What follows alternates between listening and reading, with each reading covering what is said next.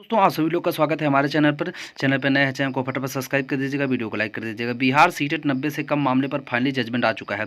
इसके थोड़ी देर पहले हमने वीडियो डाला था और ये न्यूज़ हमारे पास भी थी। ये क्योंकि इसके पहले जो हमने वीडियो डाला था यूट्यूब के किसी भी तकनीकी प्रॉब्लम की वजह से जो सुबह का वीडियो अपलोड किया वो हमारा अपलोड नहीं हो पाया था और ये वीडियो जो है हमको कल ही की डेट में अपलोड करने वाले थे, लेकिन क्या हुआ कि कुछ टेक्निकल इशू की वजह से ये सारी समस्याओं का हुआ है और ये वीडियो हम आपको अभी जो है शाम के समय अपलोड करने की फिर कहीं जा करके ये अपलोड हो रहा है।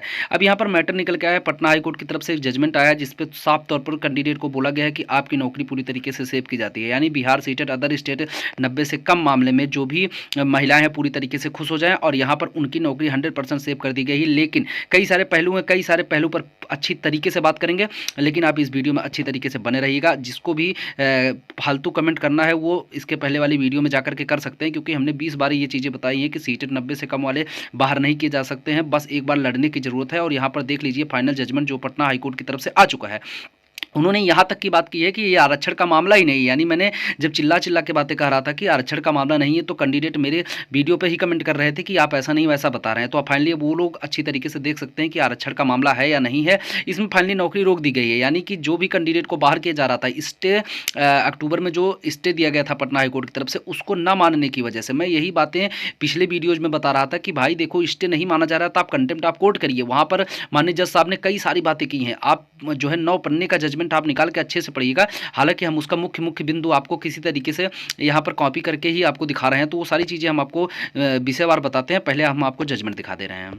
तो यहाँ पर आप जजमेंट देख सकते हैं। ये पूरी तरीके से ये तकरीबन 9 पन्ने का जजमेंट है। आप ये जिसको अभी थोड़ा चुल मची होगी वो यहाँ पर आप देख सकते हैं जा करके, जो भी इसका टोटल ये श्वेता गुप्ता, ये सब चीज़ें आप लोग जानते हो कि इसके बारे में मैंने आपको 20 बार बता चुका है। ये सभी जो केस पेंडिंग में थे आज फाइनली जो है 6/2 यानी 6 फरवरी 2025 को, आप यहाँ पर डेट भी देख सकते हैं, 6 फरवरी 2025 को ऑर्डर डेट थे, आज अपलोड किया गया है। वो सभी चीज़ों पर यहाँ पर विस्तार चर्चा करते हैं। तो यहाँ पर आप देख सकते हैं, अगर किसी को यहाँ पर इसके बारे में जानकारी चाहिए तो यहाँ पर आप पटना हाईकोर्ट के स्टेटस में आप जाएंगे तो वहाँ पर इस तरीके का देखिए 18/343/2024 ये करके आप भरेंगे तो 100% आपको ये ऑर्डर शीट मिल जाएगी। ये कोई फेक नहीं है, पटना हाईकोर्ट की है।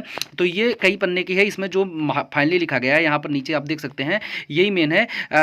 हालांकि इसके बारे में अभी आपको हिंदी में सारी चीज़ें बता रहे हैं, लेकिन यहाँ पर पटना हाईकोर्ट ने स्पष्ट तौर पर पेज नंबर 4 में, यहाँ पर पेज नंबर 4 में आप देख सकते हैं, तो पटना हाईकोर्ट ने कई सारी चीज़ें स्पष्ट तौर पर बोली हैं कि जो कैंडिडेट ये बात कह रहे हैं कि ये रिलैक्सेशन का मामला नहीं है, ये सीधे तौर पर पटना हाईकोर्ट ने बोला कि देखो भाई ये मामला जो है वो यहाँ पर ये नहीं है कि ये सीधे तौर पर आरक्षण का मामला ही नहीं है। ये मामला है, ये यहाँ पर क्वालिफिकेशन का मामला है और क्वालिफिकेशन में यहाँ पर आरक्षण मिल ही नहीं रहा है। सारी चीज़ें बहुत ही बिंदुवार यहाँ पर अच्छी तरीके से उन्होंने एक एक चीज़ों पर डिटेल वाइज चर्चा की है। बाद में हम अच्छी तरीके से वीडियो बनाकर इसको आपको बताएंगे फाइनली, लेकिन जो मुख्य बिंदु है वो इस पे हम उन्हीं बिंदुओं पर फोकस कर रहे हैं और वो आपको हिंदी में समझा रहे हैं। तो यहाँ पर आप देख सकते हैं किसी भी तरीके से ये हमने जो है इसको हिंदी में ट्रांसलेट किया है। यहाँ पर आप देखिए मतलब बहुत ज़्यादा कई यहाँ पर विकलांगता ही नहीं 20 प्रकार की बातों पर यहाँ पर जज साहब ने चर्चा की है। ये तो मैंने बस मुख्य जो है पॉइंट लिए। ये नियुक्ति विकलांगता अधिनियम एवं नियम केंद्रीय, ये सब चीज़ें उन्होंने सीधे तौर पर चर्चा की हैं।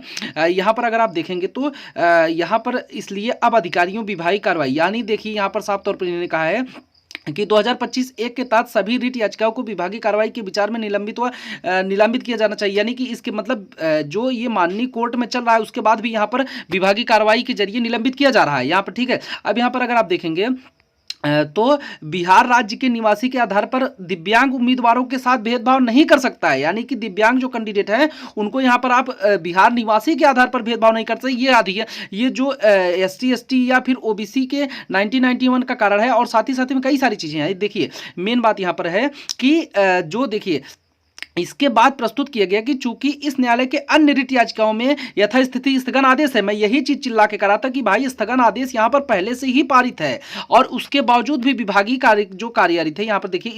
इसलिए अब अधिकारियों के विभागीय कार्रवाई के लिए विचार में याचिकाकर्ताओं को निलंबित कर उन्हें प्रसारण करने का एक तरीका किया गया है। यानी कि याचिकाकर्ताओं को भाई मतलब इनको, ताकि पटना हाईकोर्ट से जो यहाँ पर स्थगन आदेश था उसके बावजूद भी यहाँ पर जो अधिकारियों द्वारा प्रसारण किया जा रहा है। इसके आगे का दिखाते हैं। अब यह देखें, यहाँ पर साफ तौर पर लिखा है कि उन्हें परेशान करने का एक तरीका कि याचिकाकर्ताओं के विद्वान वरिष्ठ वकील द्वारा किए गए प्रस्तुतीकरण के मद्देनजर 2025 की संख्या 1 को विचार की अनुमति दी जाती है। फिर यहाँ पर याचिकाकर्ताओं के विद्वान वरिष्ठ ने प्रस्तुत किया कि CTBT का द्वारा आयोजित पात्रता परीक्षा के प्राप्त अंकों की छूट देने का आरक्षण का एक पहलू नहीं है। यह आगे प्रस्तुत किया गया है कि एक बार उक्त छूट दे दी गई है। ठीक है, यहाँ पर आरक्षण के सही बात भी है, क्योंकि आरक्षण का पहलू नहीं है, आरक्षण का मामला, क्योंकि ये BPSC से क्वालिफाई करके आए हैं कैंडिडेट और उसके बाद वहां पर ही जनरल हो गए हैं, तो उसके बाद फिर किस प्रकार का आरक्षण, क्योंकि दो बार आरक्षण का लाभ यहां पर नहीं मिल सकता है। अब फिर देखिए, विज्ञापन में यह शर्त रखने के बिना कि उक्त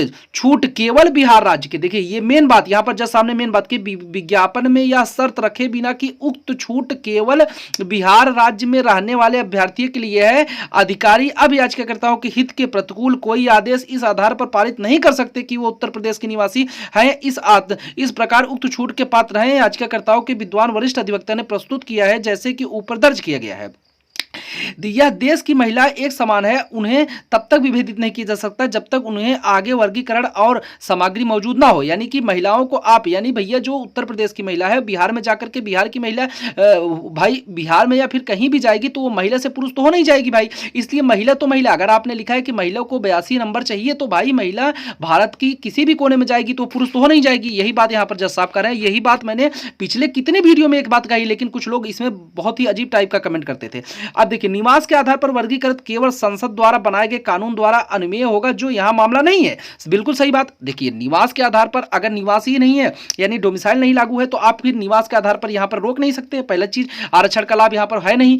फिर देखिए, इस स्तर पर राज्य की ओर से उपस्थित विद्वान वकील ने प्रस्तुत किया कि एक जवाबी हलफनामा दायर किया गया है, लेकिन उन्हें अंतरिम आवेदन उठाए गए याचिकाकर्ताओं तक पूरक हलफनामे राज्य के जवाबी हलफनामे है तो उत्तर देने के एक पूरक जवाबी हलफनामे, मतलब ये अब राज्य के वकील यहां पर क्या कर रहे हैं, वो भाग रहे हैं आपसे कि भाई देखिए राज्य की तरफ से इस मामले में क्या है, उसके संबंध में जो है हम यहां पर हलफनामा लगाना चाहते हैं। इस मामले को 24/3/2025 को प्रस्तुत करें। अब ये 24/3/2025 को डेट लग गई है। अब यहां पर राज्य अपना हलफनामा भी लगाएगी, जो भी चीजें होंगी वो राज्य करेगी। ठीक है, क्योंकि राज्य यहां पर भाई अब यहां पर राज्य फंस रही है, जो राज्य फंस रही है वो अपने हिसाब से सभी कार्य को करेगी गाइज। अब यहां पर अगर आप देखेंगे तो इस मामले को 24/3/2025 को पुनः जो है रखा जाए। अब इस तरीके, अब फाइनल जो जजमेंट था साहब का, इस तरीके याचिकाकर्ताओं को सेवा में पुनः बहाल कर दिया जाएगा और वे अपने संबंधित विद्यालय में कार्यभार ग्रहण करने की तिथि से पूर्ण वेतन हकदार होंगे। यह स्पष्ट किया जाता है कि यह आदेश केवल याचिकाकर्ताओं के संबंध में प्रतियादियों के बाध्य करेगा। कुंदन, मतलब ये देखिए, अब यहां पर इन्होंने एक बात लिख दी है कि भाई याचिकाकर्ताओं के संबंध में ही बात करेगा, तो अब यहां पर टेंशन वाली बात नहीं है। देखिए, जो याचिकाकर्ता नहीं है वो याची हो करके वहां जुड़ सकते हैं, लेकिन यहां पर देखिए जुड़ने की दिक्कत, अगर वहां पर आप जुड़ सकते हैं तो कोई दिक्कत नहीं, वहां पर आप बिल्कुल जुड़ जाइए, सभी लोग उस केस के साथ जुड़ जाइए। अगर नहीं भी जुड़ रहे हैं तो आप यहां पर फिर से अगर केस करेंगे तो इस आर्डर को आधार बनाकर वकील आपको ये फिर केस जिता देंगे। तो अगर आप मान लीजिए याची नहीं बनते हैं, फिर भी आप इस केस में 100% जीतने के हकदार बन जाएंगे गाइज। तो देखिए, जो मैं अपडेट आपको पहले बताता था इसके चैनल के माध्यम से, कई सारे वीडियो सीटेट के ऊपर बना दिया, वही चीजें आज बिंदुवार, अगर मेरे आप वीडियो का कॉमन फैक्टर निकालेंगे तो ये जो ऑर्डर आया है, मैं यही चीजें आपको बार बार बताता था और आज फाइनली इसी पर जजमेंट आ गया है। तो आप खुद समझ सकते हैं, जो चीजें मैं बताता था उसको केवल और केवल कैंडिडेट द्वारा फॉलो नहीं कराया जाता था, और नहीं तो ये डिसीजन आज से कितना साल पहले आ जाता। ये चीजें अगर माननीय सुप्रीम कोर्ट गई होती तो और भयंकर हो जाती राज्य सरकार के लिए, क्योंकि देखिए जज साहब चिल्ला के बोल रहे हैं कि आरक्षण का मामला ही नहीं। अब माननीय जज साहब ने अगर यहां तक आदेश, लेकिन देखिए यहां पर इन्होंने क्लियर किया है कि भाई ये याचिकाकर्ताओं के लिए, तो याची आप बन जाइए, उस केस के साथ नहीं बन रहा है तो आप फिर से केस करेंगे तो आपको यही आर्डर मिलेगा, क्योंकि एक आर्डर, एक मैटर पर कोई भी आदेश जारी करने के बाद उससे संबंधित विभिन्न प्रकार की जितनी केस आती है उस पर सब पर वही आर्डर फॉलो किया जाएगा, इसलिए डरने की जरूरत नहीं है। अभी यहाँ पर आप लोग परेशान ना होइएगा, ठीक है।